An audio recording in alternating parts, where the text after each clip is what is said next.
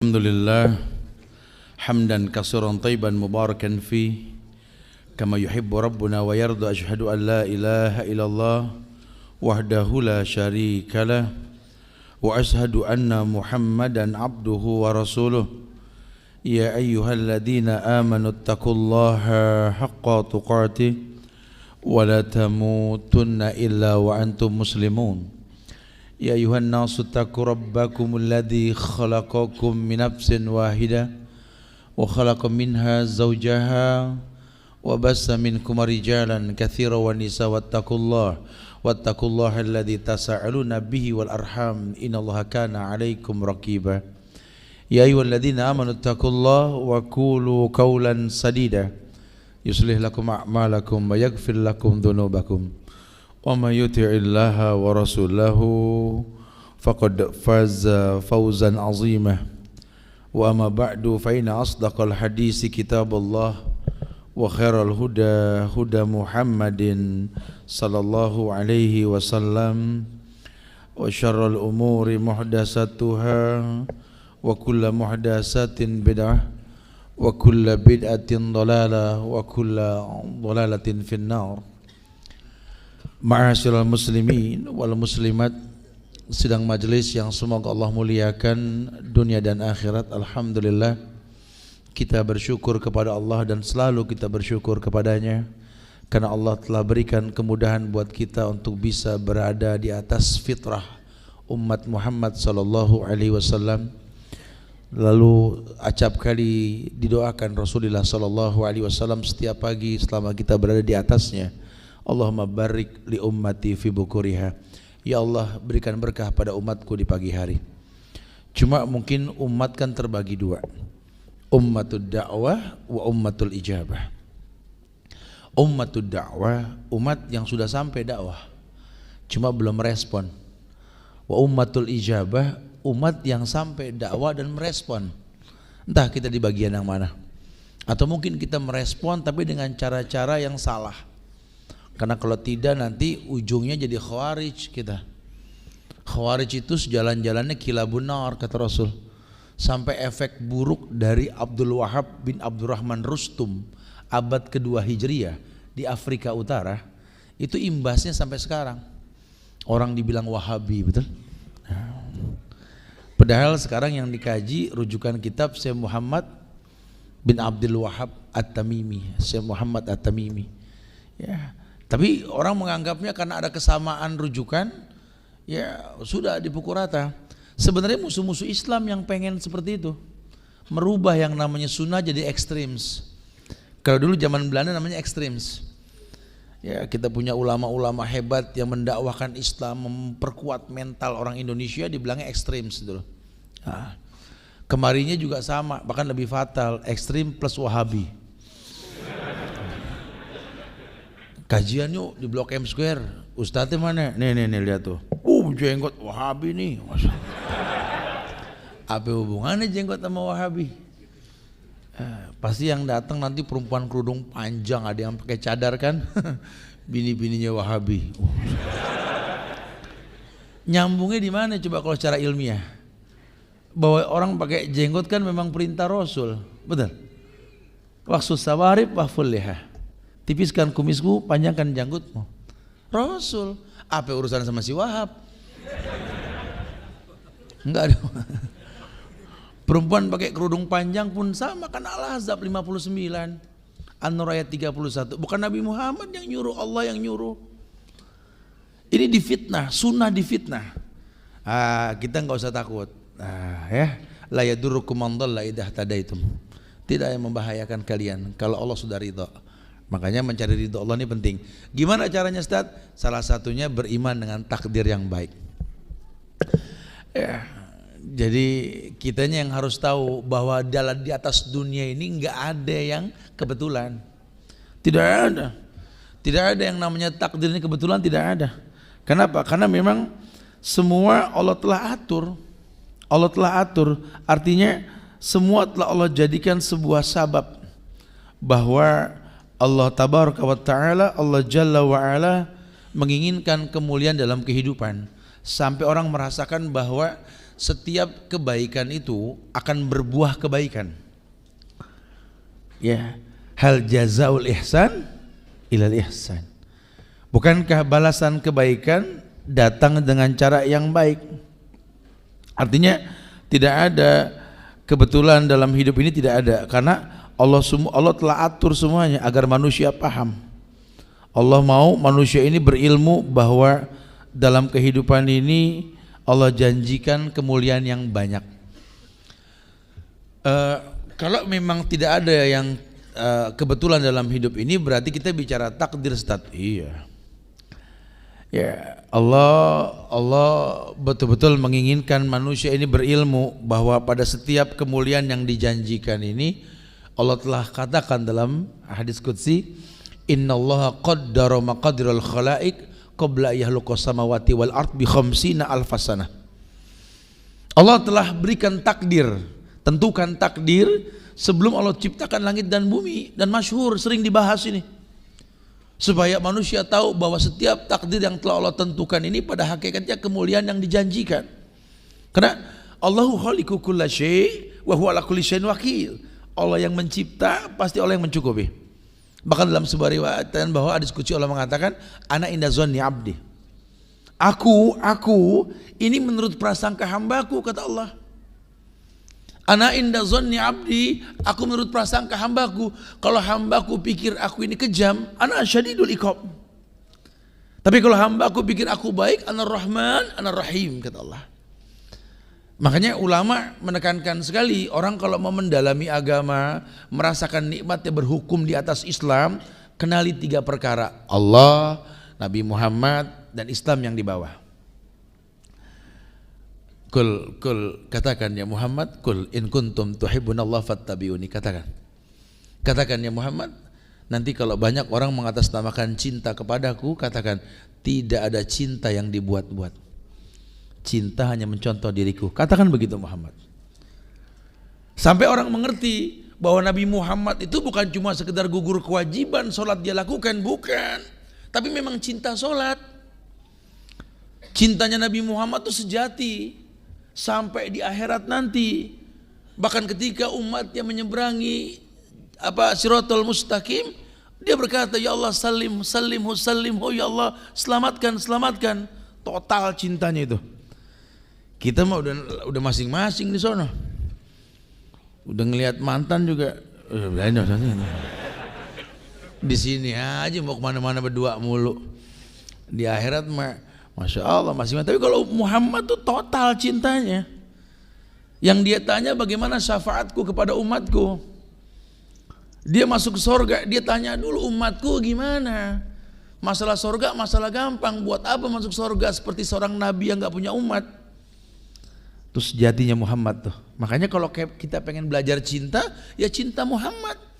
Oh, pakar cinta beliau. Aisyah bininya tinggal di gubuk. Rumah Rasul kan gubuk ukuran 4x6, kecil banget. Sekarang kuburan beliau tuh nggak gede.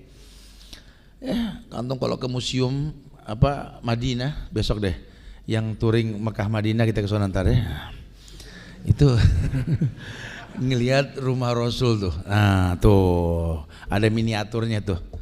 Rumah yang cuma gentengnya pelepah korma. Rumah yang enggak pakai keramik, apalagi granit, apalagi marmer dari Makassar. Enggak ya. Rumahnya sederhana betul. Tidur di atas kasur batu yang dibentuk seperti kasur. Bantalnya cuma tumpukan daun-daun kurma.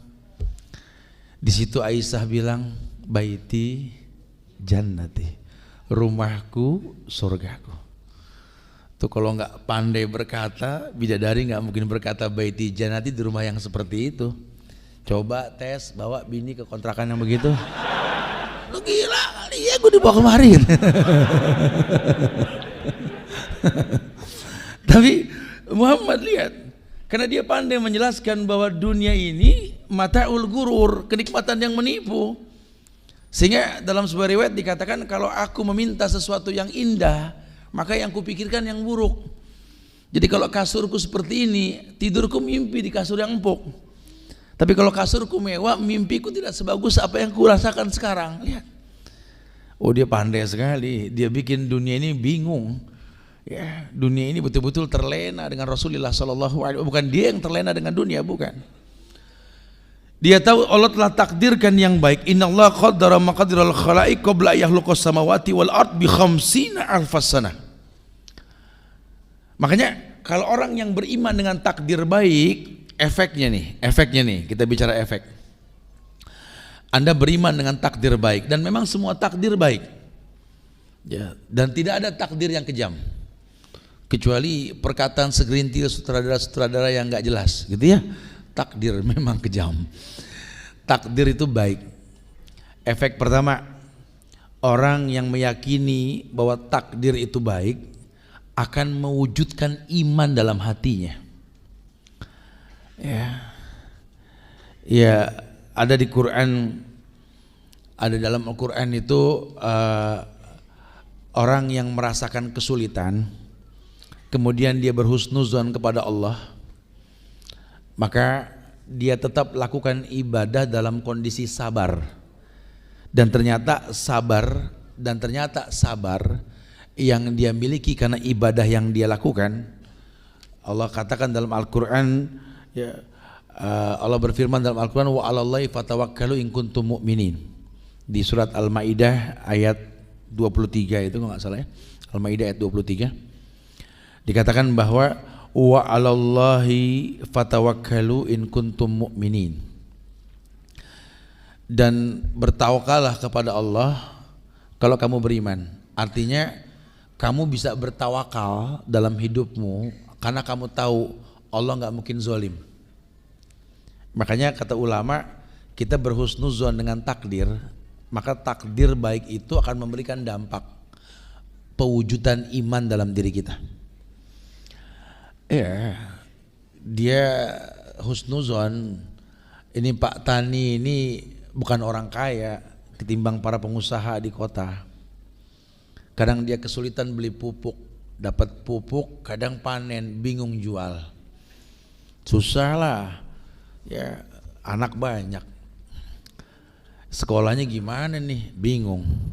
Ternyata Allah bikin anak Pak Tani ini banyakan yang jenius. Udah gak mikirin bayaran sekolah.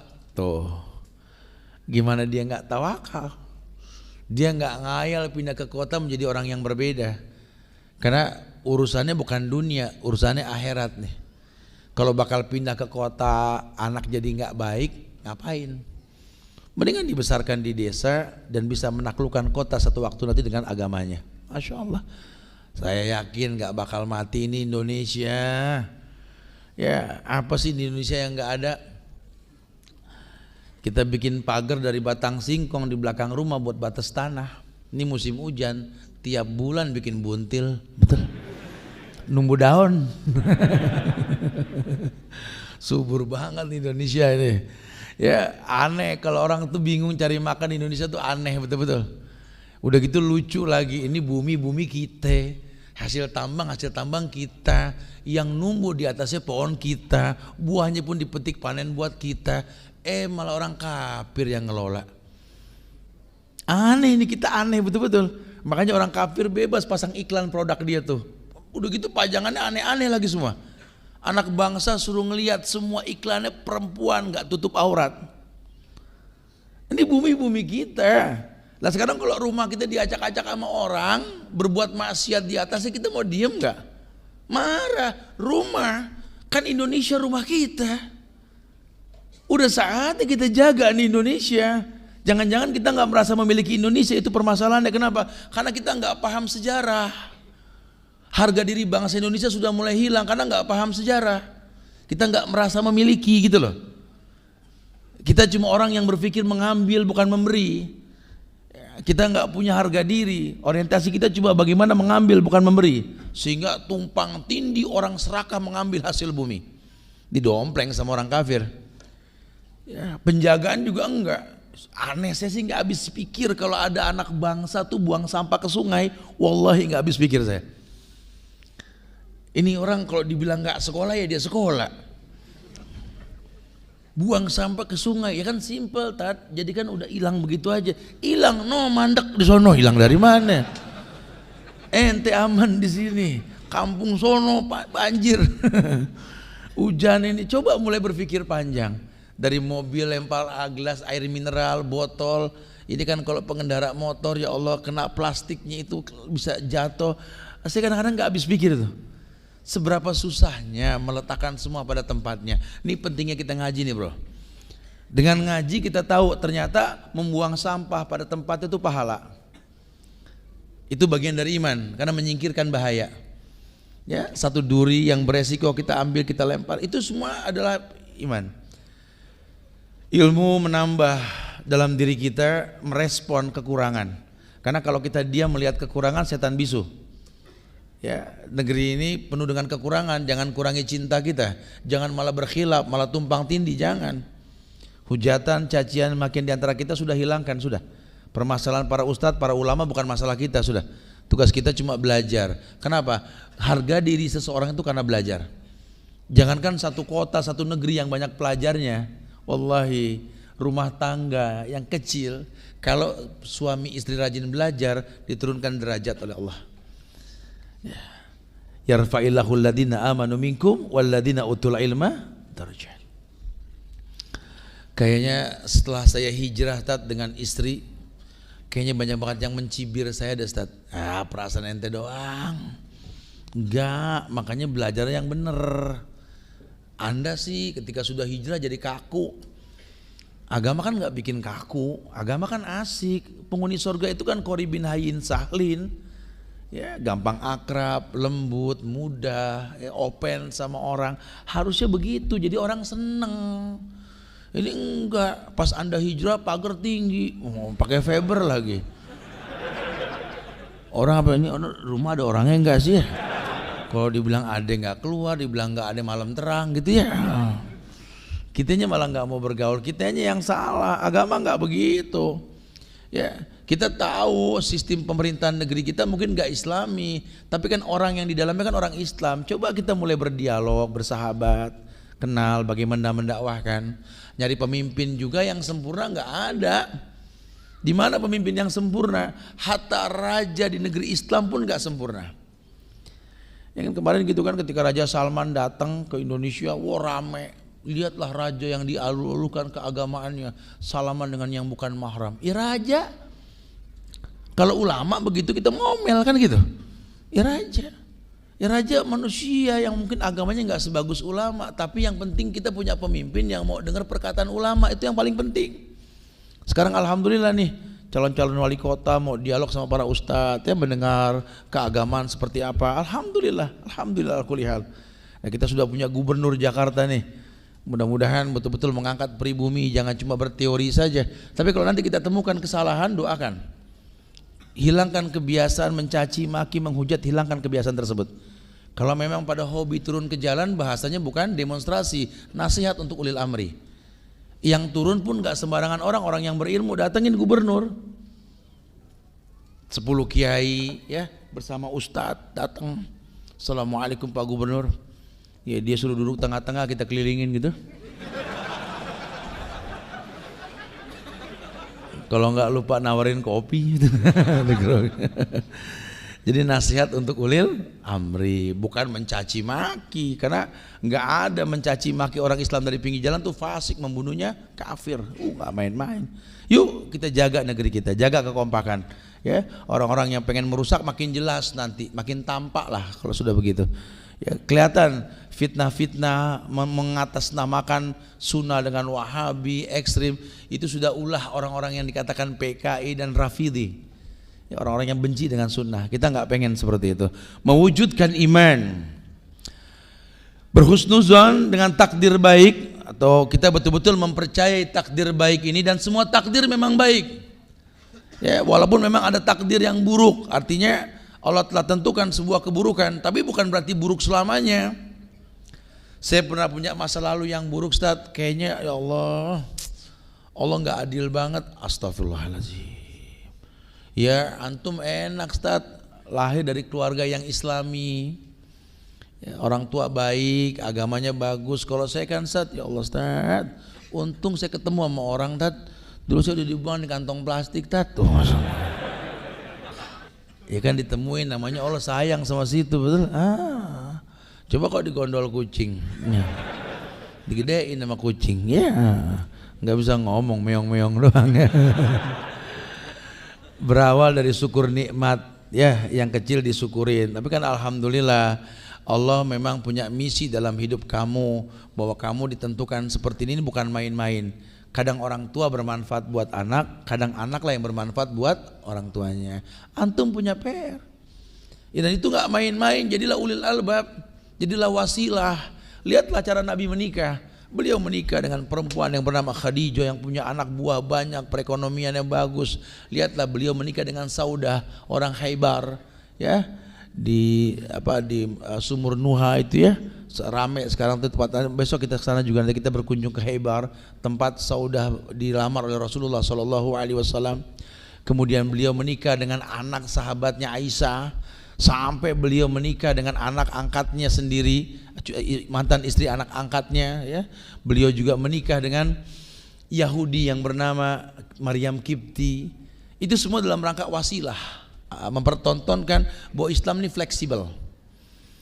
Kan kita suruh lihat 4 hal, Tat. Lihat hartanya, lihat cantiknya, nasabnya, agamanya.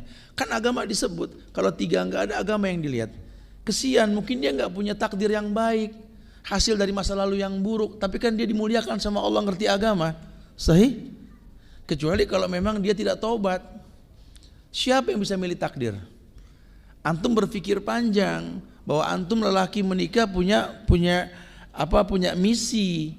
Kan kita percaya dengan takdir baik kan? Ketika antum ditakdirkan menikah, nikah itu kan takdir yang baik. Tolong matangkan itu. Jangan gampang bilang nggak sanggup ngadepin pasangan. Karena biar bagaimana Allah tahu kamu sanggup. Bro, 2 kalimat istitoah dalam takdir yang baik. Yang pertama nikah, yang kedua haji. Buat nikah kan istitoah. Ya ma'syaras sabab manistatoah, betul. Hei pemuda yang sudah mampu. Allah katakan mampu. Sekarang Anda menikah, Anda mampu. Anda sudah menikah, Anda mampu, kata Allah. Yang belum menikah bagaimana? Nggak mampu, gitu.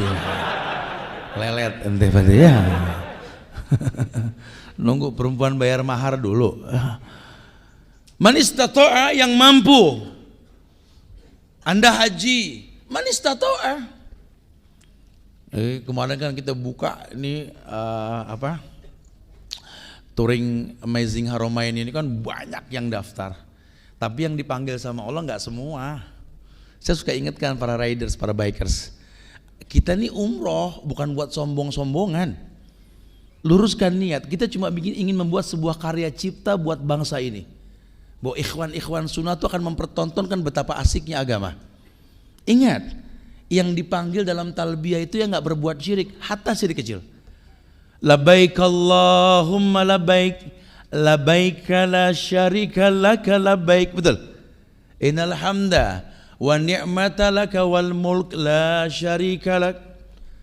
Makanya nanti kalau yang nggak terpanggil ada aja permasalahannya, ada aja nanti. Ya, wallahu alam penyebabnya. Tapi yang pasti Allah nggak panggil, mau bilang apa?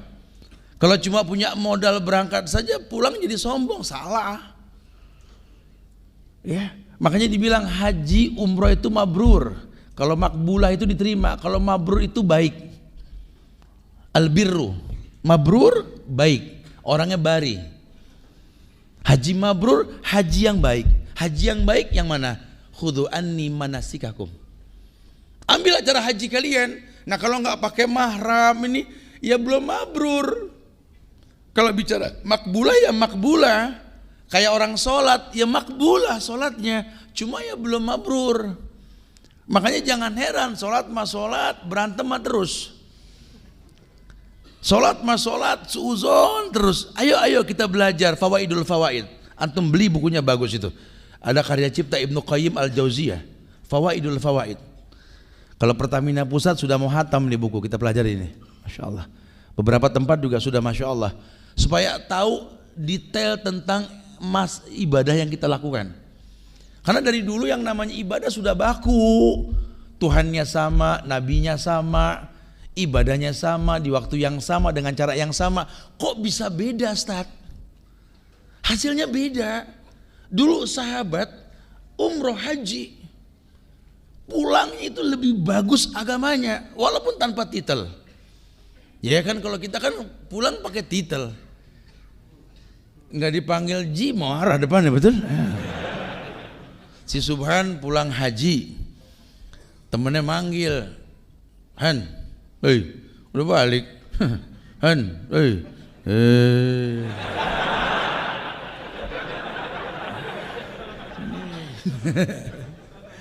Ji Subhan, Jiji. Itu kan pakai titel. Dulu nggak ada sahabat Nabi pakai titel, nggak ada. Abu Bakar, Umar, Utsman haji umrah, nggak ada satu atsar pun mengatakan. Dan ketika sahabat mendatangi rumah Haji Abu Bakar bersama Haji Umar dan Haji Utsman gitu ya, nggak ada. Karena memang nggak perlu, ya walaupun dipanggil Ji sedep ya. Kan orang Betawi mah sedep-sedepnya aja, ambil asik aja bro, jangan kaku ya. Dipanggil Haji ya nengok, enggak ya jangan marah, asik aja. Karena memang bukan begitu. Iya, efeknya, lihat efeknya, kok bisa beda Ustaz? Kan Ka'bahnya sama. Tuh Ka'bah nggak geser dari zaman siapa, Abdullah bin Zubair. Karena kan pertentangan bentuk Ka'bah kan Abdullah bin Zubair. Beliau orang yang mengembalikan bentuk Ka'bah. Jadi panjang, segi panjang. Dulu Hijri Ismail masuk Ka'bah tuh. Cuma ketika beliau dibunuh oleh Al-Hajjaj As-Saqafi, Al-Hajjaj As-Saqafi inilah orang yang merubah lagi bentuknya, dibuka lagi tuh Hijri Ismail. Pendapat ulama sekarang ya sudah, ini bukan masalah bentuk panjang atau pendek, kubus atau segi panjang, bukan, tapi itu kiblat. Di mana kita ibadah menghadap kiblat, bukan meminta kepada Ka'bah. Bukankah perkataan Umar seperti itu? Kamu cuma batu kepada Hajar Aswad. Kalau bukan karena Rasul menciummu, menyentuhmu, atau berisyarat padamu, maka tak akan kulakukan. Masya Allah. Karena itu tempat ibadah. Loh kok bisa Tat ya? Iya. Ayatnya juga baku, alladzina amanu walam yalbisu imanahum bizulmin ulaika lahumul amnu wa hum muhtadun. Ayatnya udah nggak berubah. Orang yang beriman, sholat, zakat, puasa, haji, tawaf, nikah, cerai, semuanya orang yang beriman. Walam yalbisu imanahum bizulmin, tidak dia kolaborasikan iman dengan kezoliman. Dengan zolim umum, yang pertama syirik, durhaka dan seterusnya, ambil dosa kecil. Jangan talbis ya, maksud jangan talbis, jangan bercampur dengan yang haram. Ulaika lahumul amnu wa hum muhtadun, Allah kasih dia tenang jiwanya. Wa hum muhtadun, dan dapat hidayah. Insyaallah. Wa hum muhtadun, dan dia dapat hidayah. Setiap ibadah berefek hidayah. Seluruh ibadah membuat dia dapat hidayah. Makanya takdir yang baik disikapi dengan baik akan membuat si pelakunya jadi baik. Tapi saya kadang-kadang nggak begitu Ustaz. Anak muda umroh haji jadi sombong, jadi ini, ngaji jadi galak ini. Itu talbis. Talbisnya macam-macam tuh. Yang paling sering sekarang yang terjadi kata Nabi, ya udah dikabarkan di akhir zaman nanti, tabayatum bil inah. Kamu terbiasa makan riba. Ya, belajar di majelis taklim, datang di kajian tablik akbar, duduk serius tapi ngantongin riba, betul? ATM riba di dompet sampai berjejer, betul? Nuntut ilmu padahal. Nggak usah angkat tangan, santai aja bro. Ya. Kita belajar, kita lagi belajar ini. Padahal ada penitipan di depan ya, harusnya titipin aja tuh. Nggak tanggung-tanggung tawaf ngantongin riba bro. Masya Allah. Negeri ini sudah lelah dijanjikan baik dengan cara ribawiyah. Generasi bangsa ini ribuan orang nih hadir nih. Mungkin salah satu di antara antum ini ada yang bakal jadi presiden. Sahabat-sahabat di PD ini kan, waduh, calon lurah, camat, wali kota, nggak main-main. Mudah-mudahan melalui beliau sampai dakwah ke negeri kita insya Allah ya. Harus. Udah jangan ngayal baik sama Allah dengan cara yang haram. Ini bumi kaya banget. Orang Bahrain ngomong sama saya itu di Makalam Riau, hasil minyak Riau itu cukup untuk membesarkan Bahrain. Bahkan salah satu direktur keuangan Pertamina pernah bicara bahwa hasil Pertamina dalam 1 bulan itu bisa menutup APBN setahun. Nggak perlu perusahaan lain. Ini bumi kaya sekali. Cuma kita terkecoh dengan kasat mata. Cuma gara-gara medali emas yang segini, seukuran tatakan cangkir kopi Gayo Sange. Masyaallah. Espresso Sange. Ya, ini bangganya Masya Allah. Itu segunung emas kita dikeruk, kita nggak komplain loh. Aneh-aneh. Juara bulu tangkis ganda campuran, juara, dapat medali emas, diberikan sekian miliar, dijamin nggak tanggung-tanggung seumur hidup. Dapat pensiunan 20 juta per bulan. Masya Allah. Siapa tuh pembalap orang tercepat Rio tuh kalau nggak salah ya? Belum balapan dapat 225 miliar. Sampai sekarang nggak menang-menang. Betul. Berapa banyak anak-anak kecil yang mengharumkan bangsa, hafal Quran ya di usia-usia muda. Mana ada dana khusus pemerintah memberikan? Saya nggak habis pikir mau kemana Republik ini dibawa, bro. Ini bangsa kita. Kita nggak pengen hancurkan negeri kita, cuma pengen meletakkan semua pada tempatnya. Kalau sampai kita nggak bisa meletakkan semua pada tempatnya, kemudian apa yang kita hayalkan? Berapa banyak anak bangsa yang nggak bisa sekolah? Ketika hujan pakai kantong plastik sepatunya, baju putih nggak kecoklat-coklatan karena kotor. Kita dipaksa berpikir maju dengan cara yang nggak kita sanggup untuk menjalaninya. Mau sampai kapan? Indonesia milik kita, kita jaga. Bagaimana caranya? Kemudahan Allah akan berikan. Caranya tegakkan tauhid. Ayo kompak tegakkan tauhid. Bukan cuma saling menghujat, mencaci, memaki, bukan. Nasihati pemerintah, doakan. Kalau merubah menimbulkan kerusakan dengan tangan, dengan lisan pun tidak didengar. Masa lebih dari 2000 orang berdoa nggak diijabah sama Allah? Allah ijabah, cuma kita nggak merasa memiliki. Seberapa susahnya setiap pagi kita mengangkat tangan mengatakan Allahumma ighfirlil mu'minina wal mu'minat wal muslimina wal muslimat man ahya minhum wal amwat innaka qaribun mujibud da'wat ya qadiyal hajat. Allahumma sahil umurana ya Allah wa umur walidaina wa umur biladina Indonesia hadza ya Allah wa umur watonina Jakarta ya. Minta sama Allah. Allah sudah katakan ud'uni astajib lakum. Minta langsung ku jawab. Sudah, cuma nggak dijawab, kitanya nggak kenal Allah, kitanya nggak tahu Allah. Kalau kita tahu Allah, kita akan berhusnuzon. Makanya takdir baik disikapi dengan baik akan mewujudkan iman. Wa 'alallahi fatawakkalu in kuntum mu'minin. Ya ayyuhalladzina amanu taqullaha wa kunu ma'as shadiqin. Hai orang yang beriman, bertakwa. Orang bertakwa orang yang bagus ibadahnya. Wa kunu ma'as shadiqin, stay bersama orang yang benar. Siapa orang yang benar? Orang yang bertaut semua pemahamannya dengan Quran dan Sunnah. Bukan syubhat yang ditawarkan, bukan. Makanya buat orang-orang yang baru hijrah, jangan digiring ke syubhat. Kalau di negeri-negeri Islam ada ustadz yang terkena syubhat, ya itu disuruh stop, nggak ngajar. Karena nggak boleh ada rasa syubhat di hati murid. Ya, jadi antum jangan sembarangan belajar juga, jangan diadon. Semuanya diambil. Oh, kita kan free tat, bebas belajar sama siapa aja. Iya, itu mana paham. Cuma kan agama bukan kolak.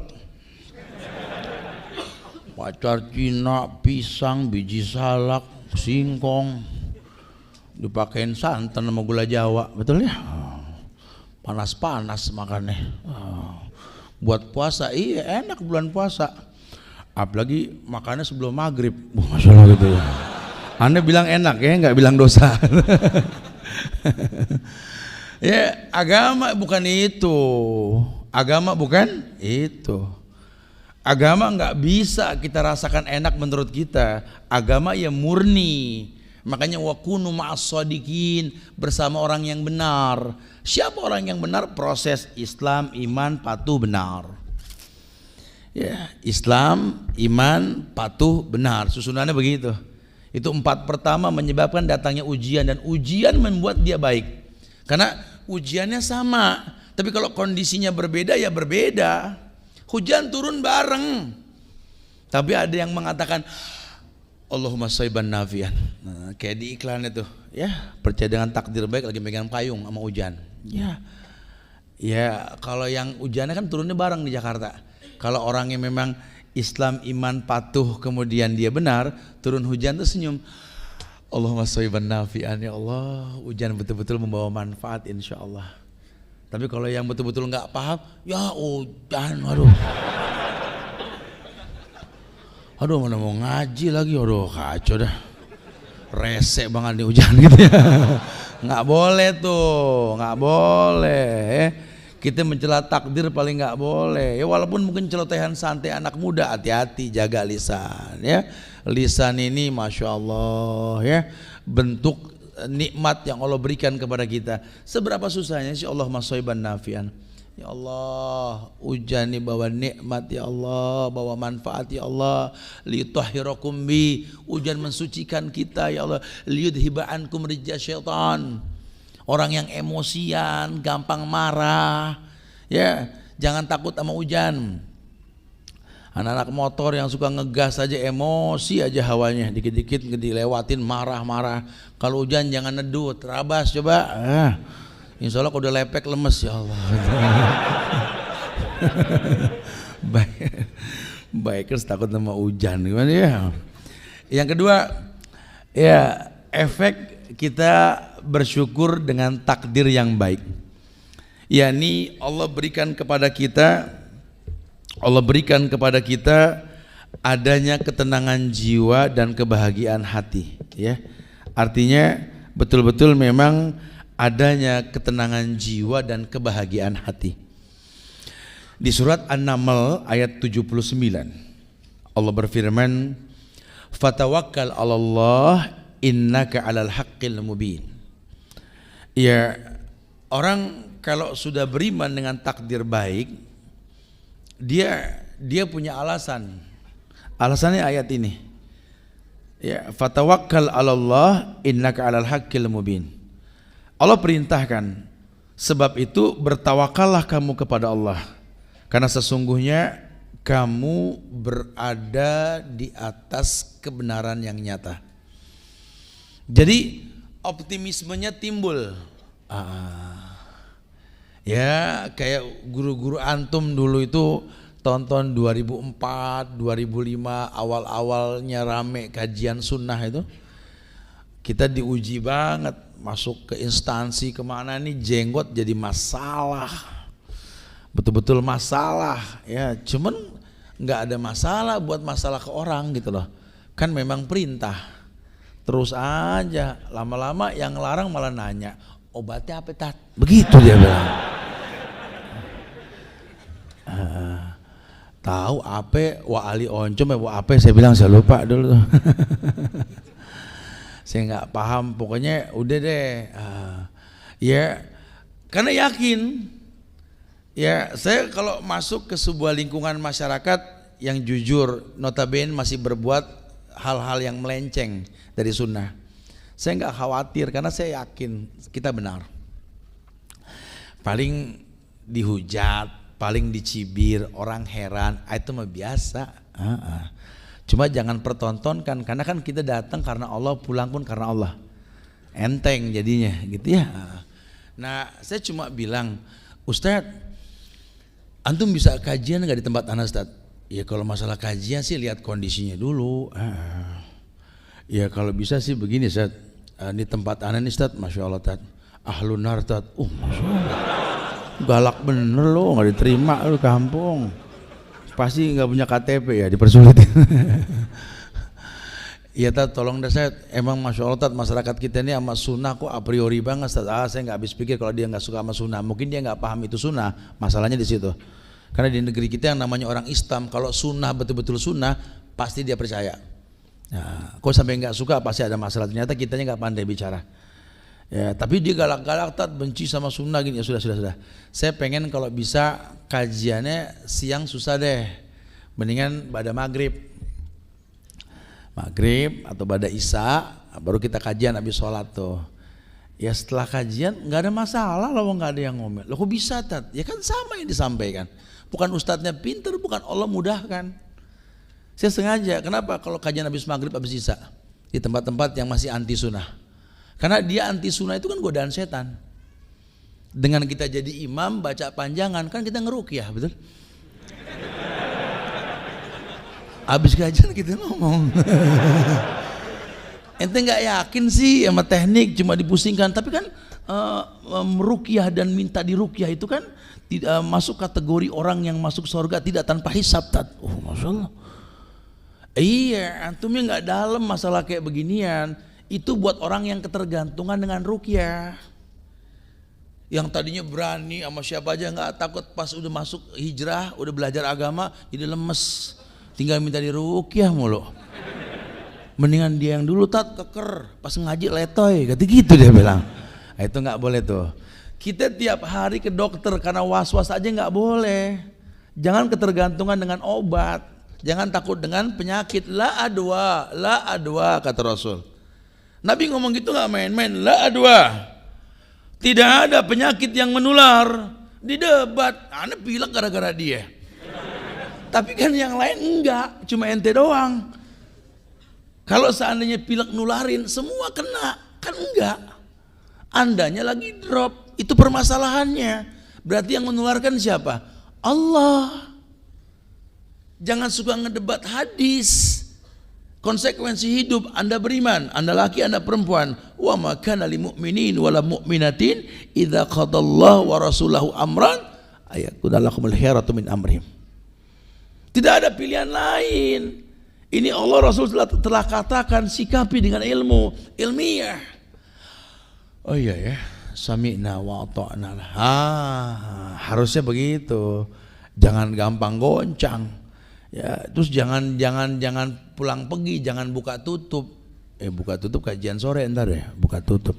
Di gudang peluru tuh di Azhara. Kita kaji lagi nanti, judulnya buka tutup. Lagi dicor jalan buka tutup. Imannya buka tutup ya, penyebabnya harus kita bahas tuh. Fatawakkal 'ala Allah innaka 'alal haqqil mubin. Dia yakin sekali Allah nggak mungkin zalim. Kok Anda yakin? Iyalah, Allah sudah ngomong, orang ngomong aneh percaya. Kenapa Allah yang bicara saya nggak yakin? Di Quran kan kalamullah.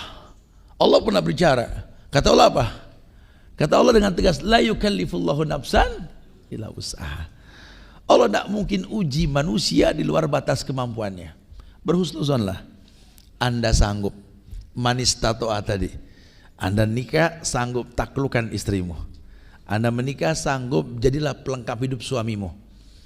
Anda mampu untuk berangkat haji, luruskan niat. Jangan talbis. Ya, hajinya makbulah, diterima. Cuma mabrurnya kan belum tentu nanti. Benernya belum tentu, tartibnya tuh belum sama. Perlu disusun.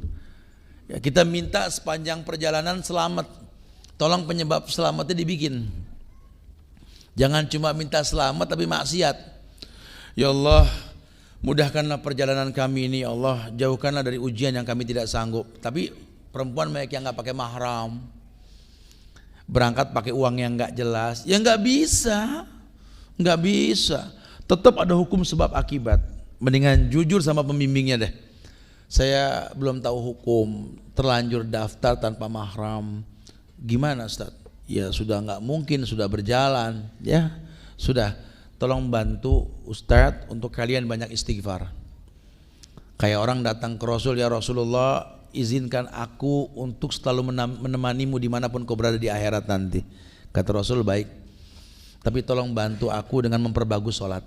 Dibikin sebabnya, gitu ya.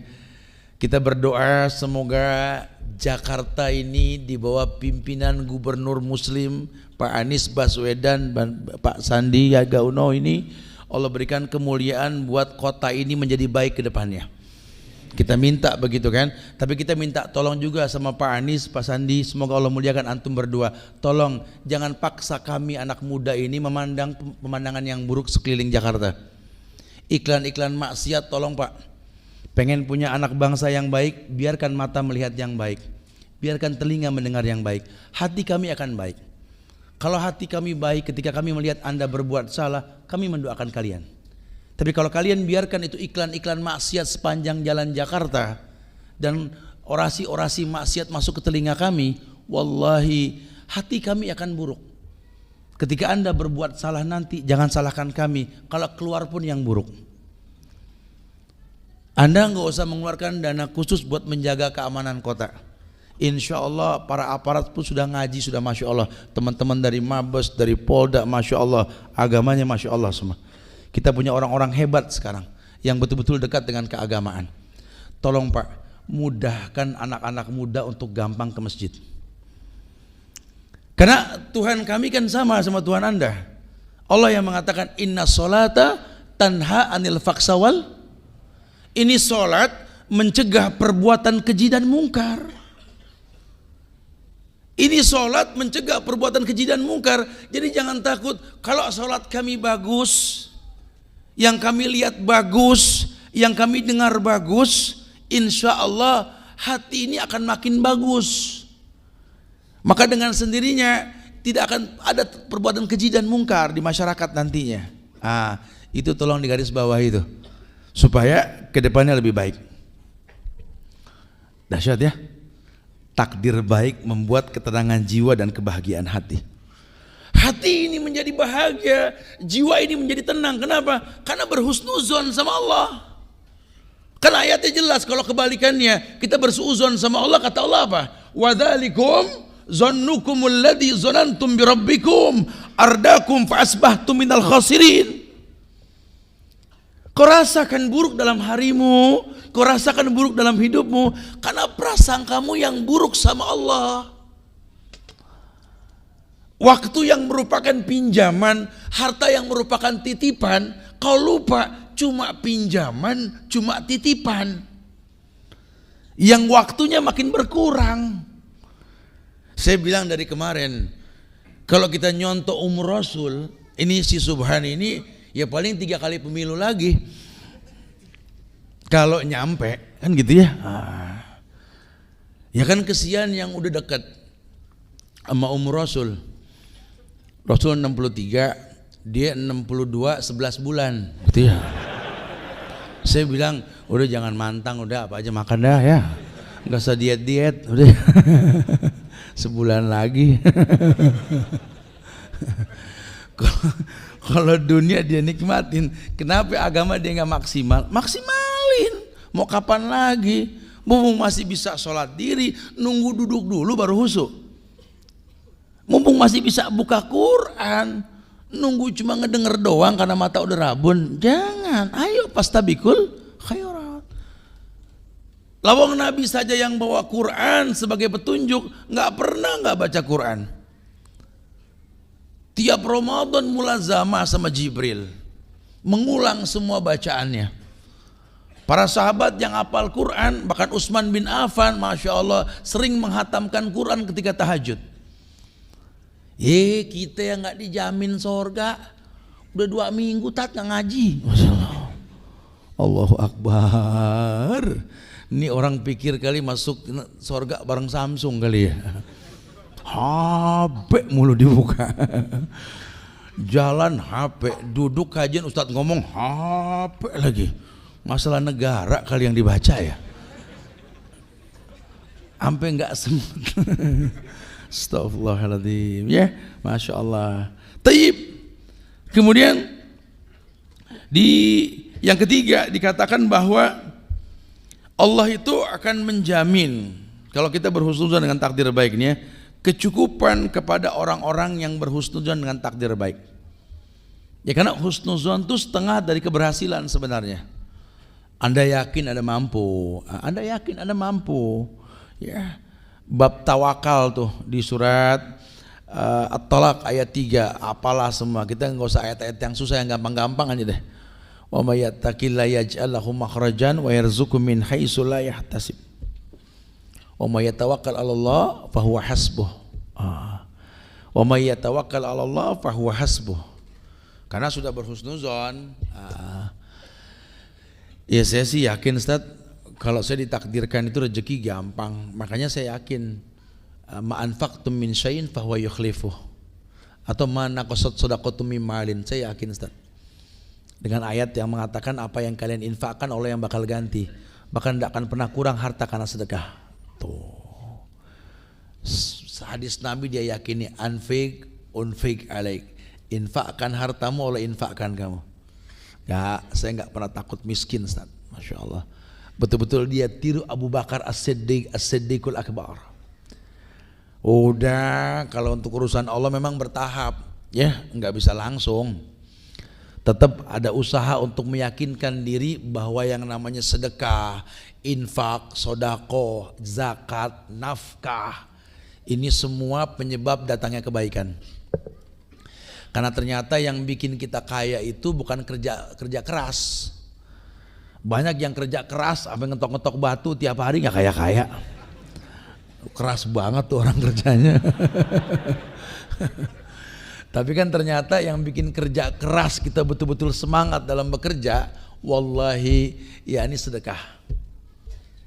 Jadi kalau miqdar Allah sudah ukur. Ya, innallaha qaddara maqadirul khalaiq. Ada takdir yang telah Allah tentukan sudah. Qad ja'alallahu likulli syai'in qadra. Allah berikan takdir dengan ukuran yang berbeda. Allah enggak zolim kalau si kecil ini makannya sedikit karena lambungnya belum besar. Tapi kan judulnya hidup. Ya kan enggak adil Ustaz kalau yang orok makan cuma setatakan beras tumbuk lagi yang halus. Si gede ini makan satu paket makanan. Kayaknya enggak adil. Ya adil lah. Lihat efeknya, bukan lihat proses makannya. Ya Anda jangan suka bilang, ya Allah Ustaz, Allah enggak adil banget Ustaz. Saya yang banting tulang tiap hari berteman dengan kotoran, pupuk kandang, menanam, memetik, lelah Ustaz. Nilai enggak seberapa, malah si penikmat yang paling kaya. Rezeki itu bukan cuma tumbukan uang bro. Ente sehat itu nikmat. Nikmatani maghbunun fihima katsirun minan nas, kata Rasul. Ada dua nikmat yang semua orang pengen. Kalau sudah dapat dilupakan. As-sihah wal faraq. Ini nikmat. Waktu sehat, waktu kosong. Kamu punya sehat, macul tiap hari, enggak kenal klinik, betul? Enggak kenal rumah sakit. Ya Allah, nikmatnya Masya Allah. Ini orang di Jakarta kaya-kaya, cuma entar-entar sakit. Penderitaannya dua. Yang pertama macet ke rumah sakit, betul ya? Yang kedua orang nengokin males, macet. Ya jadi sebenarnya penderitaan. Anda punya waktu kosong, kerja cuma macul dari waktu duha sampai siang. Enggak ada Pak Tani nanam padi sore, enggak ada. Semua di bawah jam 12.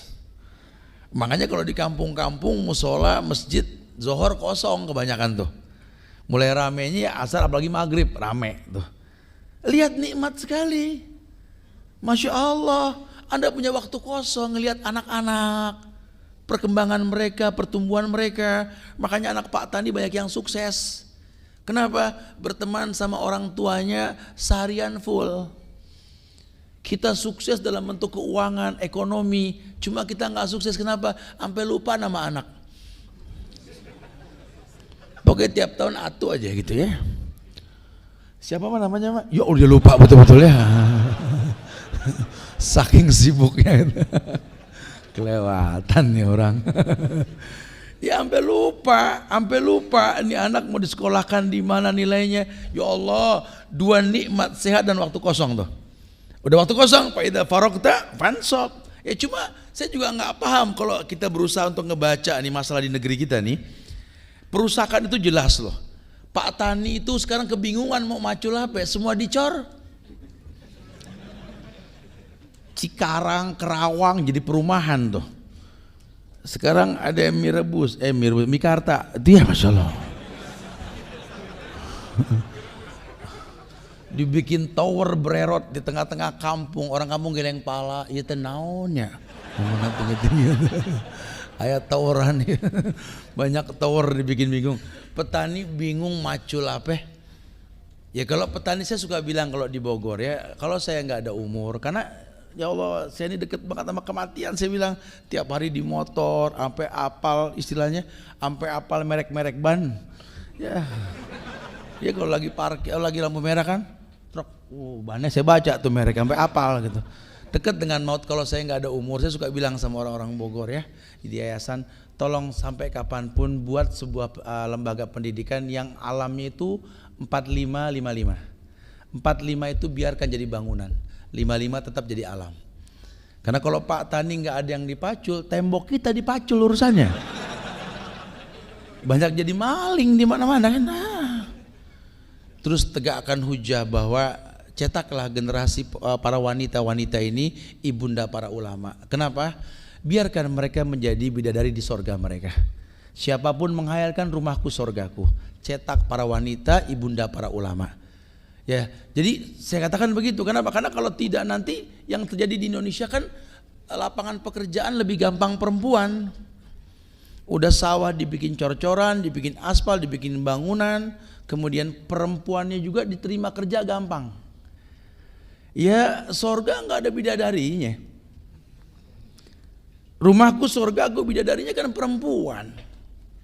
Nah karena sekarang kalau perempuan semua di aspal, kata orang sorga kosong amat. Iya bidadarinya nggak ada.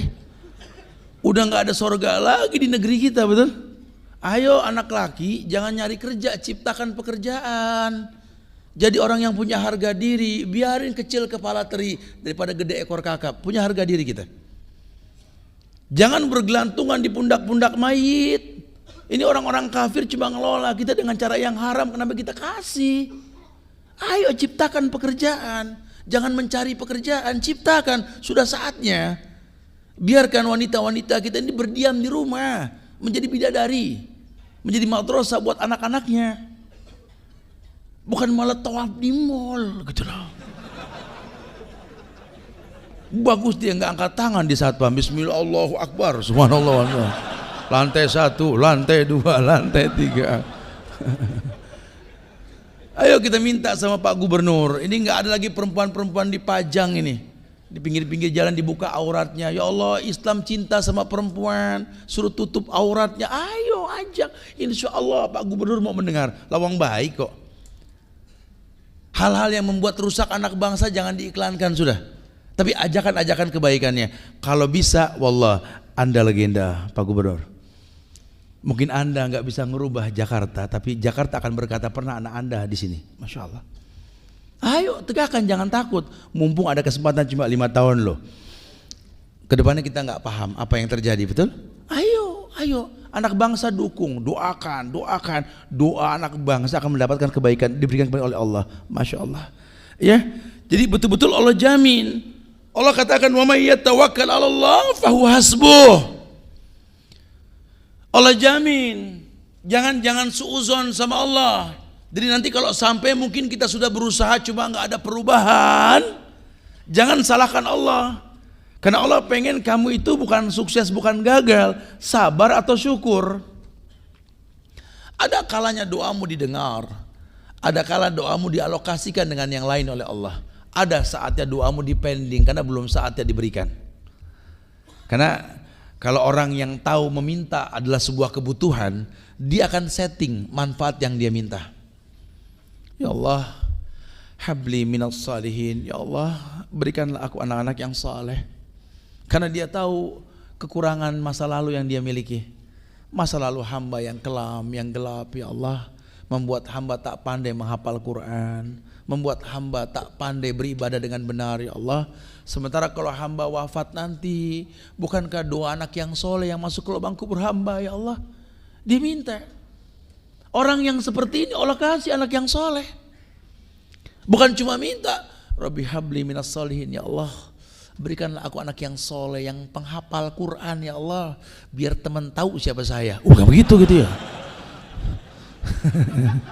Sombong nih orang. Jangan ya Allah, berikanlah kemampuan kepada hamba untuk menaklukkan dunia ya Allah, mengelola dunia dengan benar ya Allah. Kalau kau titipkan harta dunia ya Allah, di sekeliling hamba banyak orang yang butuh ya Allah. Ini kristenisasi dahsyat di negeri kita ini, halus gayanya, dirusak akidah anak muda, dibikin Islam berkhilaf, ribut sana ribut sini, sampai orang pada bingung. Ya Allah, gimana ya? Sampai saya sengaja bikin kegiatan nanti di Al-Azifi Family 10-12 November itu ya, judulnya Kemana Akan Ku Cari. Kenapa? Karena banyak orang yang bingung. Terus ngaji di mana, Ustaz? Saya harus ngaji di mana, Ustaz? Saya bingung. Yang Ustaznya begini, yang Ustaznya begitu, saya dibikin bingung. Wah, ini kayaknya ente perlu ngobrol khusus nih sama Ustaz nih. Kita bikin 3 hari full kita ngobrol nanti. Oh, Masya Allah. Tujuannya apa? Supaya diluruskan. Jangan bingung. Ya bingung lah Ustaz, lawang saya orang baru hijrah. Ini Ustadz gini, ini kajian begini, pada ribut gini-gini. Wallahi akhi, orang yang berhijrah harus dibimbing. Jelaskan sama dia, setelah anda hijrah belajar. Sama siapa Tat? Ya sama orang yang jelas, bukan yang syubhat. Itu yang pertama. Yang kedua, jaga makananmu, jangan yang syubhat apalagi yang haram. Nanti Allah yang bimbing kamu. Hijrah itu total. Udkhulu fisilmi kafah. Makanya dalam Islam kalau ada orang hijrah baru masuk Islam, suruh dibantu supaya dia nggak berpikir yang lain kecuali belajar. Giring dia untuk tahu bahwa kebaikan itu ada hukum sebab akibat. Karena Allah yang mengatakan wa innallaha ta'ala la yunalu ma indahu illa bita'ah. Semua yang baik yang pasti kamu minta ke Allah, tidak mungkin Allah berikan sama kamu kecuali kamu mentaati Allah.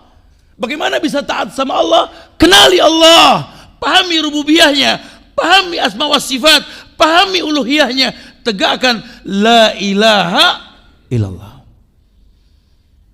Didik dia untuk tidak terjebak dalam syubhat, khilaf. Karena yang paling baik kalau ada sesuatu yang jelas dengan sesuatu yang syubhat, maka pilih yang jelas. Jangan beragama dengan organisasi. Jangan beragama dengan partai. Nanti kita akan lawan agama dengan ADART. Ini susah. Allah sudah berfirman, tapi menurut pimpinan kami, siapa itu orang? Pimpinan kami, Allah berfirman bro, pimpinan kami. Ya kesepakatan musyawarah partai kami, Masya Allah. Malaikat liatin dari atas, Masya Allah. Ada Tuhan baru nih. Jangan, antum belum bisa menegakkan, ya antum istighfar. Tapi kan agama sudah baku, agama sudah nggak berubah. Agama sampai kapanpun qala Allah wa qala Rasul wa qala sahabah. Udah jangan diotak-atik. Loh kita sering dengar kok al-yawma akmaltu lakum dinakum wa tamamtu alaikum ni'mati wa raditu lakumul islam ad-dina. Ini kan ayat penyempurna. Allah yang bilang agama telah sempurna, jangan dibikin-bikin. Lihat firman Allah, lihat sabda Rasul. Jangan menurut kita, jangan. Kembali kepada sesuatu yang hak. Ya, jangan menjadi hakim untuk sebuah ibadah, sebuah sunnah yang jelas ulama sepakati, jangan. Ya, kitanya juga harus tahu. Habis terkecoh Ustaz, dia pinter gini, pinter gitu. Rasul sudah bilang, ad-du'at al-abwabi jahannam. Akhir zaman nanti banyak para dai dari pintu jahannam kata Rasul. Sahabat tanya, Hudzaifah ibn Yaman tanya, ya Rasulullah, sifhum lana. Tolong berikan ciri-cirinya ya Rasul. Nabi tegas mengatakan apa? Qaumun min jildatina wa yatakallamuna bi alsinatina. Kurang apa itu bahasa? Nanti mereka sekulit dengan kita, bingung ente. Berbicara pun pakai bahasa kita. Tapi kalau Anda paham Quran, paham hadis, ini yang diomongin bukan Quran, bukan hadis. Enggak dikecoh. Anda baca Quran di kuburan, ulama enggak ada permasalahan. Baca buat mayit yang enggak boleh, betul? Jangan timbulkan syubhat. Jelas kita boleh baca di mana saja selama enggak ada penghalang, karena adab bicaranya. Tapi kan para sahabat enggak melakukan. Jangan hembuskan fitnah di masyarakat. Lau kana khairan la sabaquna ilai. Kalau sahabat sudah melakukan, jujur itu kebaikan. Tapi kalau tidak, kembali kepada contoh mereka. Sebaik-baik umat yang pernah Allah muliakan. Kuntum khaira ummatin ukhrijat linnas. Kalian sebaik-baik umat. Siapa? Sahabat. Ukhrijat azharo. Ditampakkan beda di hadapan manusia. Kenapa? Bawa misi Rasul. Bukan setiap orang boleh khuruj keluar. Bukan. Ditampakkan beda nih para sahabat. Kenapa? Bedalah mereka. Lalu mereka bawa Quran dan Sunnah yang pasti bertentangan dengan adat tradisi. Makanya penyakit godaan dakwah zaman Rasul dan sahabat tradisi. Sama dengan kita di sini. Lalu kita sampaikan yang Rasul sampaikan dibilang ajaran baru. Ya kan baruan dia. Kita kan mau yang Rasul cuma karena nggak nyampe ya dianggap baru. Bukan, kita ini pengikut Imam Syafi'i, Muhammad bin Idris Asy-Syafi'i. Imam Syafi'i mengajarkan kita untuk paham idza shahal hadis fahuwa madhabi. Kalau ada hadis yang sahih kita bermazhab dengan hadis tersebut. Nah sekarang kalau hadis sifatnya perintah, amr, wajib bukan? Wajib. Oh kemarin rame masalah sorban, betul? Masya Allah. Kita klarifikasi tetap aja, rame betul. Sampai kita bilang itu sunnah Rasul. Saya Muhammad Subhan bin Umar Abu Bakar Basir mengatakan itu sunnah, jelas. Cuma ya orang terus aja sudah mau bilang apa? Ya Allah yahdi. Saya balikin tanya, kalau memang ini sunnah, ya kita sudah nggak bahas lagi. Tapi yang wajib kenapa Anda nggak pakai? Nabi perintahkan tipiskan kumis, panjangkan janggut. Hukumnya apa? Wajib. Ente nggak pakai bro. Yang wajib ditelantarkan, yang sunnah dicemooh. Ini kan muskilah. Terjadi di masyarakat kita. Lihat perusak-perusak sunnah, lihat. Makanya la yadurrukum man dhalla idza tadaitum. Enggak usah khawatir, enggak ada yang membahayakan kalau Allah sudah ridho. Ayo tegakkan. Tapi itu kan furu'iyah. Ya, makanya rapikan akidah. Biar kalau bicara furu'iyah tuh ilmu dan waktu yang menyempurnakan kita, insya Allah. Allah akan mudahkan kita, masya Allah. Jangan khawatir. Ya, bahkan dalam sebuah di dalam Al-Quran itu di surat At-Tolak ayat 5-nya, wa may yattaqillah yukaffir anhu sayyi'atihi wa yu'zim lahu ajran. Wa may yattaqillah yukaffir anhu sayyi'atihi wa yu'zim lahu ajran. Dan barang siapa yang bertakwa kepada Allah, niscaya Allah akan menutupi kesalahan-kesalahannya dan akan melipat gandakan pahala baginya.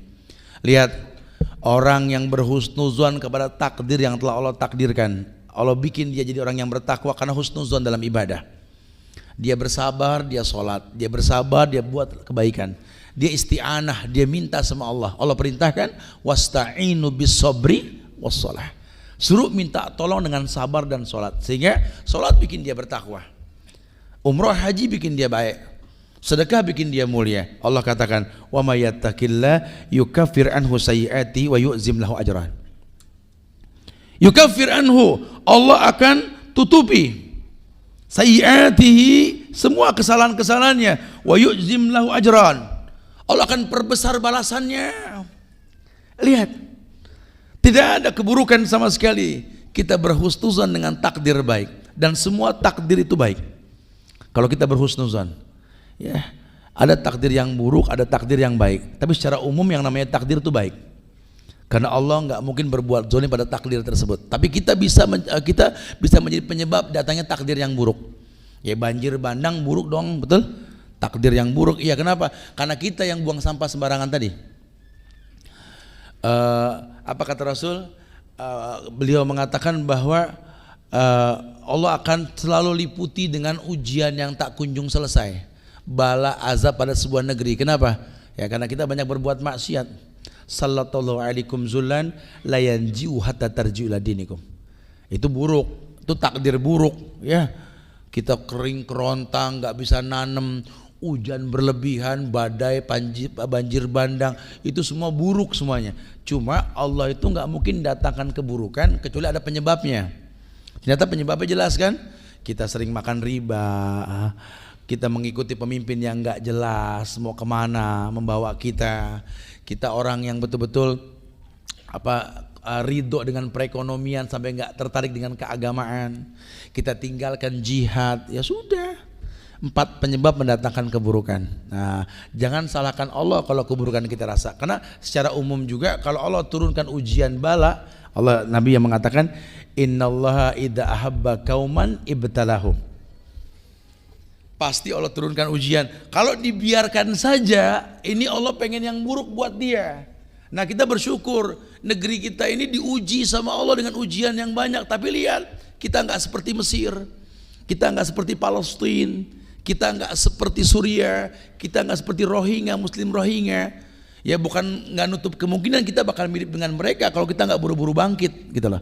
Kenapa? Di Indonesia ini berpulau-pulau, setiap pulau masih punya ulama. Ulama itulah yang mendatangkan penjagaan. Nah, apalagi sekarang rakyat bangkit, sunnah di mana-mana. Ini musuh Islam berusaha timbulkan fitnah. Antum jangan terpancing, antum boleh baca sosial media, silakan. Tapi jangan beragama dengan sosmed. Tabayun, datang ke guru-guru antum langsung tanya sehingga terbuka. Iya ya. Kenapa kata Ibnu Qayyim? Adiddu yuzhiru hasanuhu diddi wa bididdiha tatabayanul asya. Ibnu Qayyim sudah katakan dalam kitab Majalis Salikin, beliau mengatakan adiddu dawa. Adiddu yuzhiru hasanuhu diddi. Musuh akan mempertontonkan kebenaran musuh yang dimusuhi. Karena dengan adanya permusuhan akan kelihatan siapa yang benar, siapa yang salah.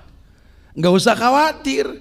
Antum tegakkan tauhid, dihujat, berarti dominasi kesirikan sudah ada. Berarti penyakit negeri ini enggak maju. Kenapa? Syirik yang dianggap biasa. Syirik yang dianggap biasa, riya yang paling sering. Maka Nabi mengatakan akhafu ma akhwafu min ummati. Yang paling aku takutkan dari umatku ini asyirkul asghar. Syirik kecil. Yang kalian enggak berasa. Kalian beragama untuk sombong. Iya, lihat. Sampai saya tekankan sekali, khususnya buat orang-orang yang mau umroh, yang mau haji, yang mau nikah, yang mau berbuat baik, tolong karena Allah. Karena kalau bukan karena Allah, pengen dilihat, lihati saya mampu, Allah hancurkan Anda. Allah akan hancurkan Anda. Tidak akan pernah tegak sebuah kemuliaan kalau pengen dipandang oleh manusia. Apalagi berkait dengan ibadah. Luruskan niat. Ikhlas untuk Allah dan mencontoh Rasulullah Sallallahu Alaihi Wasallam. Allah paling benci sama orang yang sombong.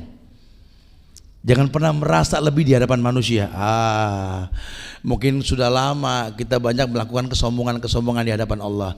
Salah satu bentuk kesombongan adalah ketika kita takabur. Kita mengambil sifat Allah. Allah al-mutakabbir. Allah yang maha sombong. Allah boleh sombong. Kita nggak boleh sombong. Masya Allah ya. Biar panjang bahasan kita berdialog kali ya, biar banyak tanya jawab. Silakan yang mau ditanyakan. Akhiru da'wana alhamdulillahi rabbil alamin. Fadhal. Assalamualaikum warahmatullahi wabarakatuh. Waalaikumsalam warahmatullahi wabarakatuh. Apakah benar dengan kita terus berdoa bisa merubah takdir yang sudah digariskan oleh Allah? Oke.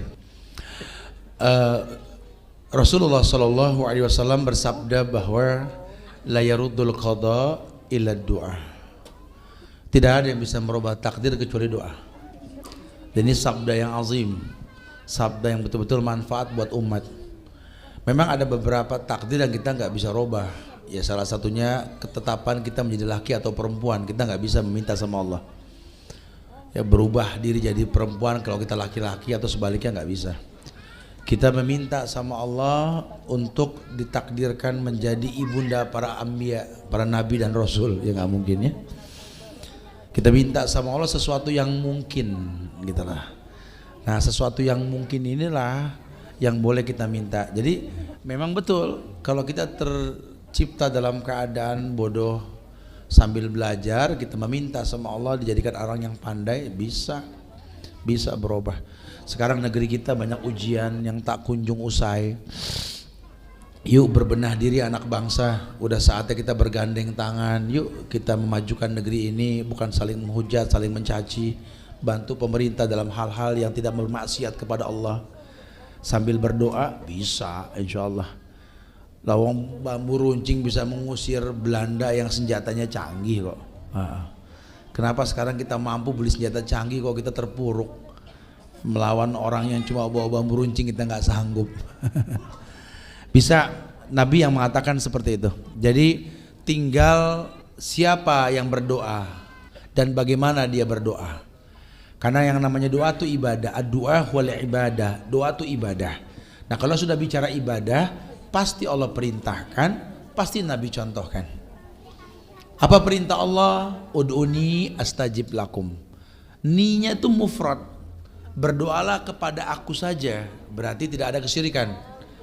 Kul huwallahu ahad, baru Allahu somad. Esakan Allah, baru kau minta Allah as-somad. Ada teknik kata Allah. Nabi ajarkan banyak beristighfar, bertasbih, bertahmid, bertahlil, baru dia berdoa. Boleh bertawasul dengan amal soleh, menutup dengan solawat, minta orang-orang soleh mendoakan kita yang masih hidup, minta orang tua memberikan keberkahan dalam bentuk doanya. Semua diajarkan. Kalau sudah begitu nggak ada yang nggak mungkin. Dunia ini alam kemungkinan. Dunia ini alam kemungkinan. Hati anak Adam, kata Rasul, di antara dua jari Ar-Rahman. Allah bolak-balikan hati manusia, makanya ada doanya, ya muqallibal qulub sabit qalbi ala dinik wa ta'atik. Ya, wallahu a'lam bishawab. Taib. Pertanyaan selanjutnya Ustadz, boleh? Silakan. Bismillah Ustadz, saya baru hijrah dan taubat dari narkoba. Bagaimana caranya agar saya istiqomah? Jazakallah khair. Iya. Berikan alasan pada diri Anda kenapa Anda bertobat dari narkoba. Sehingga ketika Anda sudah tahu bahwa buruknya narkoba menjadi sebuah pijakan awal Anda meninggalkan narkoba.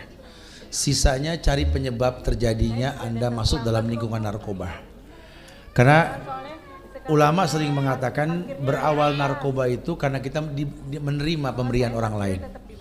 Ada ajakan dalam Islam ini, perempuan khususnya suruh banyak sedekah. Karena efek sedekah bukan cuma jadi orang kaya karena sedekah, tapi orang yang bersedekah itu jauh dari yang namanya kemaksiatan narkoba. Karena orang yang suka memberi nggak suka menerima. Ya, ada ketertarikan untuk nggak gampang menerima. Saran saya, pahami penyebab-penyebab dulu Anda ikut. Kemudian yang kedua, bersahabatlah dengan orang soleh. Hijrah.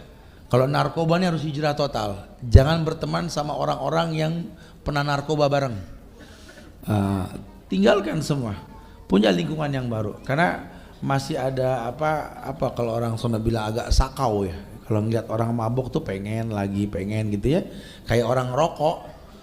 Kalau pengen ninggalin rokok ya harus total. Jangan bergaul sama yang rokok. Berhenti ngerokok, berteman sama orang yang ngopi, bebusa. Terus Masya Allah. Ada godaan berat nih gitu. Ya susah, dia pernah ngasihin pecu-pecu begitu ya. Ini dapat bocoran dari Iwan, kata Ustaz, aneh tuh nggak kuat kalau ngeliat kopi bebusa, embun turun sama suara pecu. Masya Allah. Ya hindari deh gitu. Jadi memang harus total ya, berteman sama orang saleh. Sisanya banyak beristighfar, duduk di majelis ilmu. Semoga Allah jadikan anti perempuan yang betul-betul hijrah, dijauhkan dari masa lalu yang buruk tersebut ya. Bahkan dijadikan ibunda para ulama insyaallah ya, insyaallah. Saya baca ya. Assalamualaikum Ustaz. Ustaz, tadi bilang kita tidak boleh memagari memagari terlalu tinggi ketika kita hijrah. Bagaimana menyikapi teman yang mengajak kita untuk urusan duniawi seperti misalnya nge-mall? Saya gabung dengan mereka, saya jadi gak putus ibadah. Saya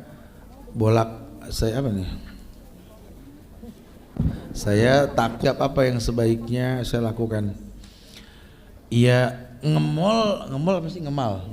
Oh, mall ya. Aku kirain nge-mall baju. Ya kenapa emang nge-mall nggak boleh? Boleh lah, tinggal tergantung ke mall ngapain gitu loh. Kalau memang buat belanja ya ke mall, tapi ya sebatas belanja, jangan pindah kantor gitu loh. Bahkan kemarin sengaja saya bikin kegiatan, saya nggak, demi Allah saya nggak niat ngaji di mall. Saya cuma bilang ngopi sore bareng Bang Subhan di mall gitu ya. Ada di kafe yang kita tentukan kemarin di Pondok Indah 3 itu ya, di Halal Bistro. Iya, tujuannya apa? Tuh ada ustadz tuh kalau mau ngobrol gitu ya. Jadi bukan daftar dong ngaji di mall, salah. Justru dapat bocoran mumpung ada ustadz tuh kali mau ngobrol ya. Daripada ngerumpi yang enggak, atau cuma sejam sebentar waktunya santai, bisa rileks gitu lah. Ya boleh-boleh aja. Sekarang di mall juga sudah banyak kok ajakan-ajakan yang baik. Atau kalau mungkin kita bilang saya nggak mau ke mall, ini handphone lebih dari mall. Betul? Lebih dari mall. Maka saya bilang dari kemarin, kadang-kadang nih kita buka handphone kayak mau masuk WC doanya. Nyalain pertama tuh kita pencet power, Allahumma inni a'udzubika minal khubsi wal khaba'is. Ya Allah, aku berlindung dari godaan setan laki, setan perempuan ini.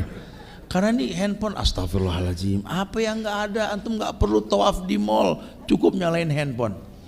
Maksiat di tangan Anda. Tuh kalau buka handphone bacanya begitu, giliran tutup gimana? Sama, matiin, lempar gufronaka, gitu ya, sama saya bilang. Kayak keluar WC gitu.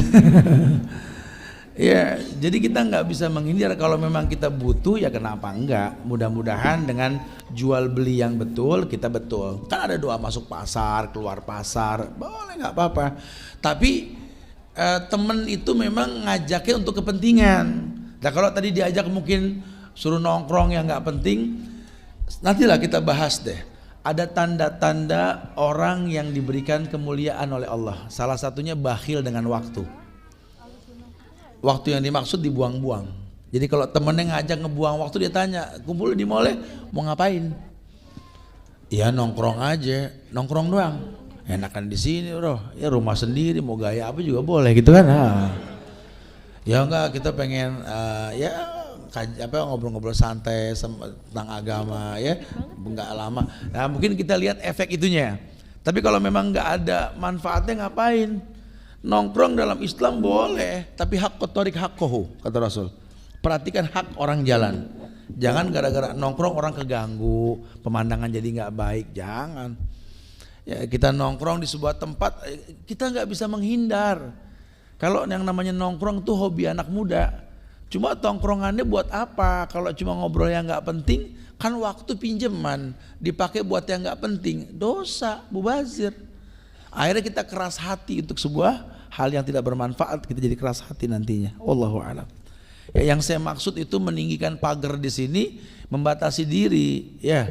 Jadi bukan cuma rumah yang ditinggikan pagarnya, tapi memang dia batasi diri. Dia ukur. Kalau memang bakal dia jadi nggak baik dalam pergaulan, dia mundur dulu. Tapi dia nggak tinggalkan temannya. Karena saya pernah sampaikan di beberapa kajian bahwa al-mu'minul ladzi yukhalitun nas wa yasbiru ala ma'adahum afdalu minal mu'minil ladzi la yukhalitun nas wa la yasbiru ala ma'adahum. Orang beriman yang baik imannya mau bergaul sama orang yang kurang baik imannya lebih mulia ketimbang orang beriman yang nggak mau bergaul. Rawahu Tirmizi.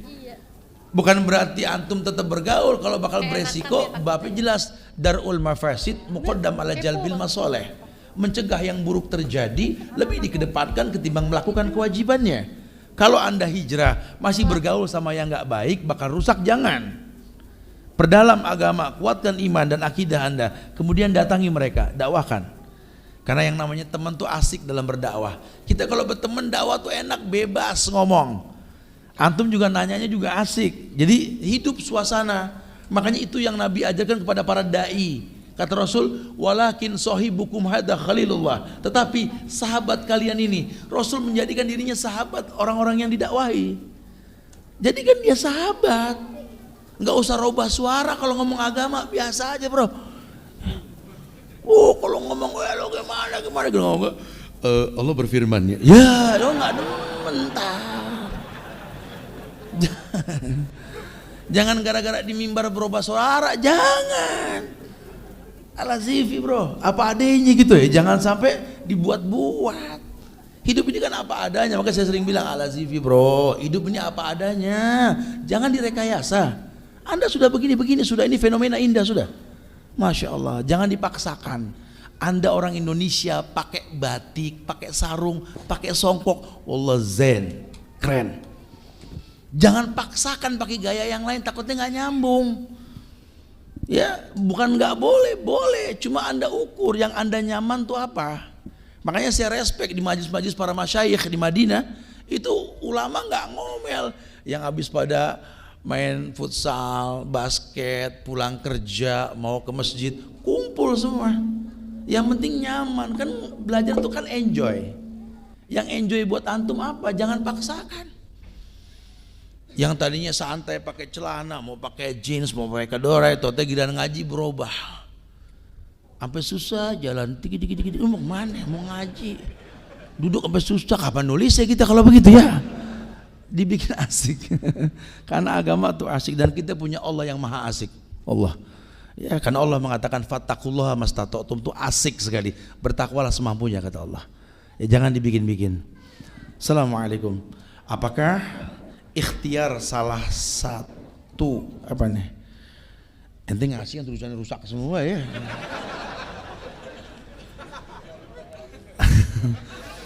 Apa ikhtiar salah satu bagaimana pada rusak dah? Ada nggak bisa baca dah. Ayo mau nanya langsung juga nggak apa-apa. Asal pilih pertanyaan. Fadal. Assalamualaikum warahmatullahi wabarakatuh. Apakah masuk surga dan masuk neraka adalah takdir Allah? Naam, takdir Allah. Ya, takdir Allah. Tapi neraka takdir yang buruk. Penyebabnya Anda yang buat. Apa yamshi mukibban ala wajhihi ahda amma yamshi sawin ala sirati mustaqim. Allah bakal balikin dulu di dunia dia jalan pakai kaki, di akhirat dia ngesot pakai muka.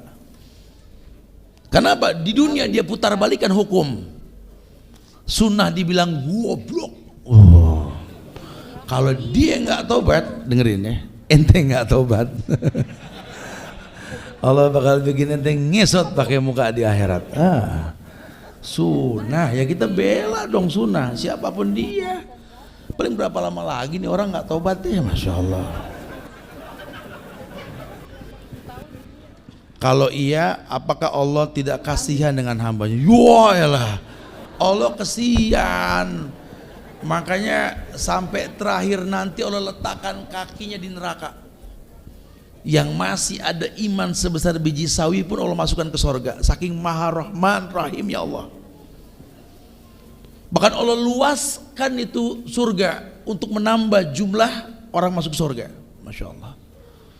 Sampai Allah bilang, ya ibadi, lo ataitani bikurabil ardi khataya, thumma laqitani la tusriku bi syai'an, la ataituka magfiratan mislaha. Jangan pernah bilang Allah tidak punya rasa kasihan. Ya. Allah Rahman, Allah Rahim.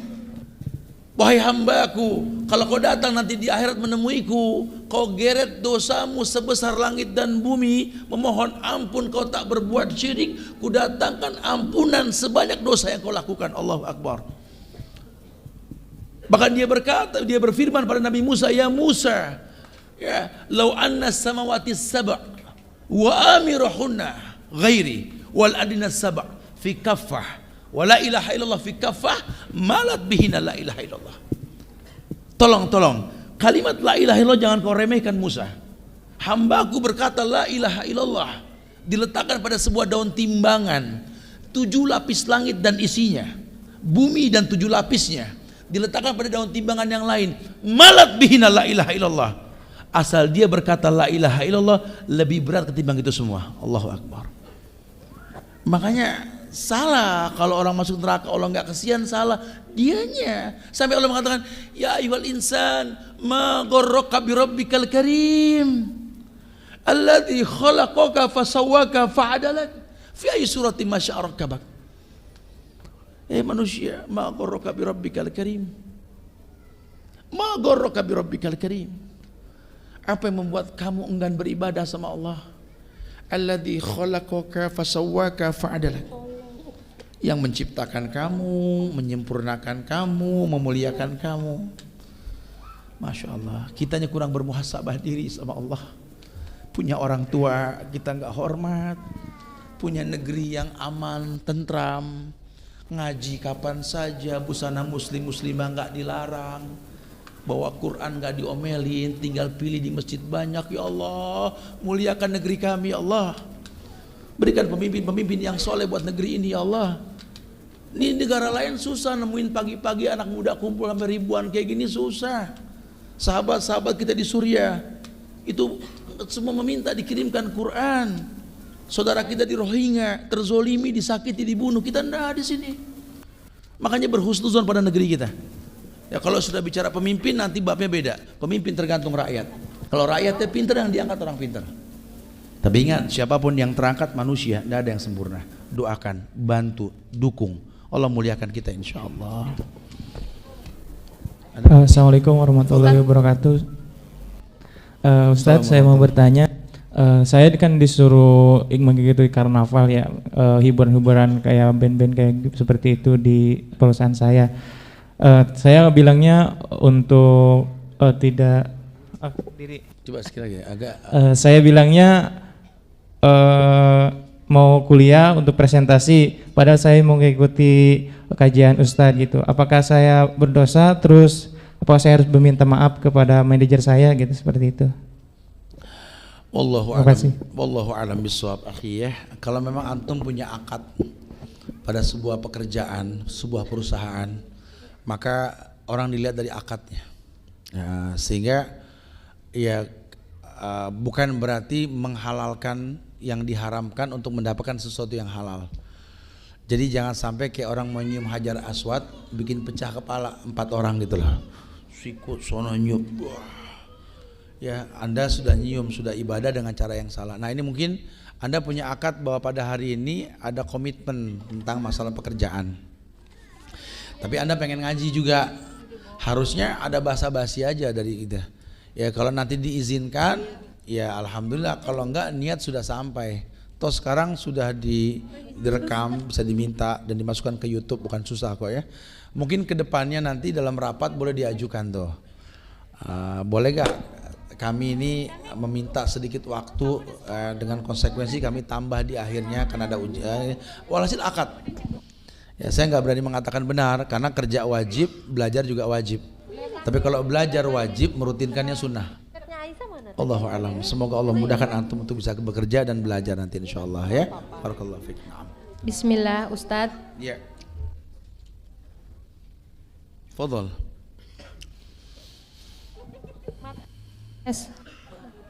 Suami saya keasikan tinggal sama orang tua. Tapi saya jadi jauh sama mertua karena suami nggak mau ngontrak. Akhirnya saya dan mertua nggak harmonis. Suami nggak percaya. Ya. Suami nggak percaya rezeki kalau. Ya. Suami nggak percaya rezeki Allah kalau ngontrak. Gimana Ustadz? Udah 3 tahun nikah, kebetulan belum dikasih anak. Udah berapa lama nikah? 3 tahun. Berapa? 3 tahun. Oh, belum lama ya 3 tahun. Ya. Ya. Gimana Ustadz? Tapi suami nggak pernah percaya kalau saya hubungkan kehidupan dengan agama. Bener dia nggak percaya tuh. Kalau Afwan Ustadz, ini cuman bacain tuh ini pertanyaan aja dari panitia. Oh, kirain langsung orangnya. Karena kalau masalah rumah tangga biasakan dua-duanya datang. Jangan satu aja yang ngasih bocoran, takutnya nanti kita berpihak. Karena tidak mungkinlah ada asap kalau nggak ada api, gitu ya. Apa yang membuat suami ini nggak percaya diri untuk kontrak? Tentu dia melihat mungkin ketidakmampuan istri untuk melayani dia, mungkin ya. Ketidakmampuan si istri untuk bisa menjadi partner hidup. Jadi dia butuh tahapan. Atau mungkin secara mendasar bahwa dia mungkin punya tanggung jawab sama orang tua yang perlu ditinggal secara perlahan. Nah, kita harus lihat sababnya dulu. Tapi kalau sampai memang levelnya dia nggak percaya rezeki ada selain dari rumah di mana orang tuanya tinggal, ya nanti syirik larinya kan, bahaya gitu ya. Saya sih berhusnuzon ya. Memang yang paling baik buat para laki-laki sudah dikatakan tadi, manis antum sudah mampu, maka antum berani untuk keluar. Bedakan antara keluarga Anda dengan rumah tangga Anda. Bukan membedakan untuk bermusuhan, tidak. Karena kalau yang namanya rumah tangga itu agenda hidup Anda. Kalau yang namanya keluarga ini sudah memang menjadi sebuah bagian dari hidup Anda yang gak bisa hilang. Nggak ada bekas keluarga, betul? Ada bekas istri dalam rumah tangga, bekas suami juga ada gitu loh. Itu yang saya maksudkan. Jadi perlu dipahami bahwa terkadang orang yang menikah ini terjebak dalam permasalahan seperti mantu nggak akur sama mertua dan lain sebagainya ini karena penyebabnya ada.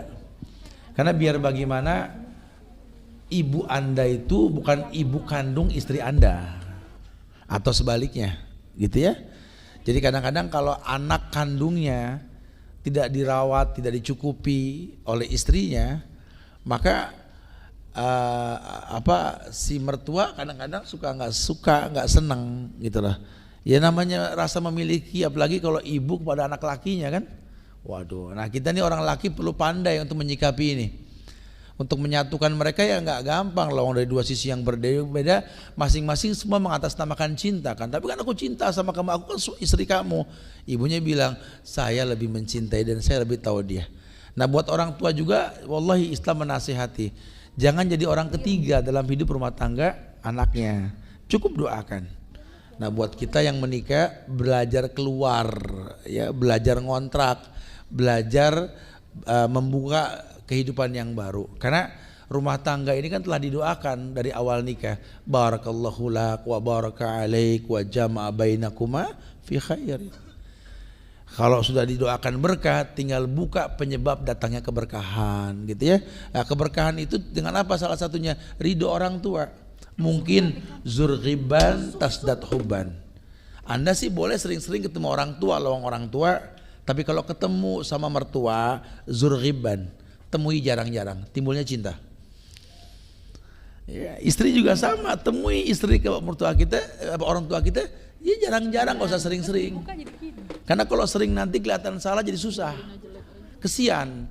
Ya kita berumah tangga dengan orang yang orang tua kita nggak ridho. Aduh. Ya. Saya selalu minta maaf sama orang tua saya kalau seandainya dari keluarga saya ini ada yang membuat kesel mama, saya minta maaf. Jangan sampai rumah tangga saya nggak dapat ridho, tolong. Ya kalau mau ngomel-ngomel ke saya nggak pandai untuk bisa mendakwahkan dia. Biar berilah waktu. Mungkin satu waktu Allah akan berikan hidayah buat dia. Jadi kita pandai-pandailah berdialog sama orang tua ya. Jangan sampai orang tua kita nggak ridho. Karena orang laki secantik apapun istrimu, selucu apapun anak-anakmu, sekaya apapun Anda dengan harta, sehebat apapun di mata manusia, Anda anak kecil buat ibu Anda. Merendahlah, jangan sakiti hatinya, jangan zolimi dia, ya, berikan yang terbaik buat dia. Jadi betul-betul memang perlu dipahami, makanya istitoah tuh nggak main-main. Kalau cuma segera meletakkan benih semua sanggup, cuma kan membina yang sulit. Ya, semoga Allah jaga rumah tangga kita semua insya Allah ya. Barakallah. Nah. Mau tanya Ustadz, Ana sudah menikah sekitar 4 tahun dan Ana ingin sekali dikaruniai anak soleh Ustadz. Sebelumnya istri saya 1 kali keguguran. Dan yang kedua anak saya meninggal dalam usia 2 hari. Apakah ini termasuk takdir baik atau buruk? Baik. Anda sudah punya celengan. Ya. Jadi wildanun mukhalladun. Masya Allah. Karena yang meninggal anaknya dari kecil, Rasul pun merasakan. Bersyukurlah. Ya, anak cuma titipan, jangan terkecoh. Jangan gara-gara anak kita komplain sama Allah, jangan. Bersyukurlah sama Allah. Mungkin Allah tahu ya level agama Anda sehingga Allah berikan kemuliaan akhirat buat Anda. Itu anak semua celengan Anda di akhirat. Masya Allah. Tapi jangan minta mati lagi, minta hidup ke sana ya. Banyak kamu. Semoga diberikan anak yang soleh ya, anak yang betul-betul membahagiakan dia. Karena Ya Allah, antum punya anak deh yang banyak deh, minta yang terbaik, kasih makan yang halal. Itu anak yang soleh nanti itu nolong kita, ya. Dia yang bakal bimbing kita jalan subuh ketika kita sakit. Dia yang bakal bangunin kita, dia yang bakal mandikan kita nanti, dia yang bakal kafankan kita, dia bakal berdiri di hadapan mayit kita, di hadapan jamaah. Wahai jamaah, di hadapan kita ini terbujur kaku orang tuaku, ayahku, ibuku, saudara kalian, nenek kalian. Ya Allah, kalau ada janji indah dalam hidupnya yang belum dia tunaikan, hutang untuknya. Rasul pun tak menyolatkan mayit yang berhutang. Aku anaknya, bertanggung jawab untuk semuanya. Apapun urusan dia, urusan saya sekarang. Masya Allah, beruntung. Bahkan ketika masuk mayit ke lubang kubur nanti, ya, sudah masuk ke lubang kubur, ketika tanah belum rata menguruk lubangnya, anak yang bakal berdiri nanti dalam keadaan bekas tanah merah di bagian badannya. Ayyuhal hadirun, sunnah Rasul. Beliau berdiri di pinggir lubang yang belum rata teruruk tanah. Istaghfiru li ummi wa abi, istaghfiru li akhikum wa li ukhtikum. Mohonkan ampun buat penghuni kubur ini. Fa innahul ana yus'al, dia sedang ditanya. Anak yang soleh meminta yang hadir memohonkan ampun. Dan anak yang soleh mulut yang gak akan pernah berhenti berkata Rabbighfirli wali walidayya. Bibirnya basah mendoakan mayit orang tuanya. Bahkan malaikat pun tak bisa mencambuk orang tuanya karena istighfar anaknya yang soleh. Semoga Allah jadikan anak-anak kita anak yang soleh, solehah insyaallah semua ya. Wallahu a'lam. Ustadz. Taib. Bismillah, ada pertanyaan lagi. Ya. Bagaimana cara melepas susuk kecantikan secara syar'i? Dan apakah seorang pezina yang sudah hijrah bisa mendapatkan lelaki soleh dan menjadi bidadari surga? Siapa yang Syukron. Siapa yang bisa memilih takdir di masa lalu? Ya. Orang berbuat dosa, orang berbuat salah itu karena takdir yang Allah telah takdirkan. Tapi yuridullah bikumul yusra wa la yuridullah bikumul usra. Allah pengen yang baik, pengen yang gampang buat manusia. Makanya Nabi mengabarkan ada perempuan yang seumur hidupnya dia bermaksiat. Seumur hidupnya dia bermaksiat, wallahi. Ketika dia bertobat kepada Allah, tidak ada satupun manusia yang merespon tobatnya, kecuali seekor anjing yang kehausan yang mau menerima sedekah air dari sepatu kulitnya. Dan gara-gara itu dia dimasukkan ke sorga. Dia punya Allah Ar-Rahman Ar-Rahim. Bahkan si penzina ini pun jadi penghuni sorga. Mungkin asal dia mau bertobat. Innallaha la yaghfiru ayyushraka bihi wa yaghfiru ma duna dzalika liman yasha. Semua dosa Allah ampunkan kecuali dosa syirik. Bahkan ketika si penzina ini bertobat kemudian dia mati, dia belum sempat berbuat baik, itu istighfar orang sampai ke lubang kuburnya karena dia berbuat dosa besar. Tapi istighfar bisa sampai, Allah akan muliakan dia dengan surga. Makanya enggak nutup kemungkinan, udah bertobatlah, hijrah dari masa lalu kita. Ya, jangan mengulangi, tangisi dosa di masa lalu. Wabki ala khati'atik. Ya, bergaul dengan orang-orang yang soleh, soleha, duduk di tempat yang baik, tutup semua pintu-pintu yang mengajak kepada keburukan dalam hidup anti. Ya, semoga Allah berikan hidayah selalu insyaallah. Barakallahu fiik. Afwan Ustadz, tentang cara mengeluarkan susuk kecantikan secara syar'i gimana Ustadz? Syukron. Susuk ini yang paling baik memang kembali kepada orang yang memasangnya untuk mengeluarkannya. Kalau secara syar'i ruqyah. Ruqyah ini bisa mengeluarkan, karena susuk ini kan singgasana setan di badan kita. Ya, jadi setan biasanya ngasih syarat, saya bisa nolong kamu, semua orang senang sama kamu, asal letakkan nih berlian di pipi kamu, sehingga orang lihat pipi kamu kelepak-kelepak gitu ya.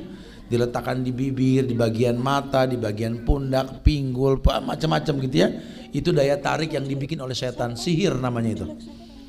Itu bisa keluar dengan ruqyah sebenarnya, ya, atau kembali ke orang yang masang untuk diambil kembali susuk tersebut.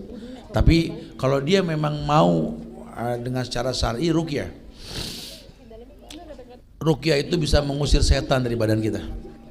Ya, sehingga salahnya pun sama. Wallahu a'lam bishawab. Naam. Ustadz, bisakah takdir dipisahkan dari proses ikhtiar? Apa maksudnya? Iya, takdir itu bisa efek dari ikhtiar. Karena usaha untuk menjadi sesuatu yang baik itu proses. Makanya kalau kita merasakan takdir yang buruk, ya ada ikhtiar untuk bisa hijrah pada takdir yang baik. Dulu Umar bin Khattab begitu. Ketika dikabarkan tentang penyakit taun di negeri Syam, beliau menggagalkan perjalanan ke Syam. Abu Ubaidah bin Zarrah tanya, kau lari dari takdir Allah wahai Umar, karena diperintahkan ke Syam kan? Kata Umar, na'am, nafirru min qadarillah ila qadarillah. Betul, aku lari dari takdir Allah menuju takdir Allah yang lain. Boleh, itu semua proses ya. Wallahu a'lam. Khalas. Tayyib ya. Ini panitia sudah bilang khalas. Ustadz, Afwan boleh satu lagi? Fadal. Saya Ahwat, anak tunggal bekerja kantoran, sudah menikah punya anak satu. Suami merasa saya lebih patuh kepada orang tua daripada ke suami, sehingga suami saya berselingkuh dan saya pun mengusirnya dari rumah. Saya sebagai istri sudah meminta maaf saat bertemu langsung, tapi suami sudah tidak ada itikat meluruskan masalah. Apakah saya sebagai istri boleh meminta cerai karena suami sudah tidak ada kejelasan? Syukron Ustaz. Ya kalau memang jelas sudah seperti itu ceritanya ya boleh. Anda membutuhkan seorang imam yang membawa bahtera rumah tangga ke surganya Allah. Sekarang kalau si suami sudah nggak ada ketertarikan buat membawa bahtera, ya janganlah mengayu sendiri kan gitu. Boleh, alasannya kuat. Tapi kalau masih bisa diluruskan lebih baik ya. Memang buat laki-laki ya harga diri kita itu bekerja. Ya jangan sampai Anda jadikan bidadari surga Anda itu bekerja. Ya, kemudian sudah istri kerja, Anda berusaha selingkuh atau pengen poligami lagi. Aduh, masya Allah.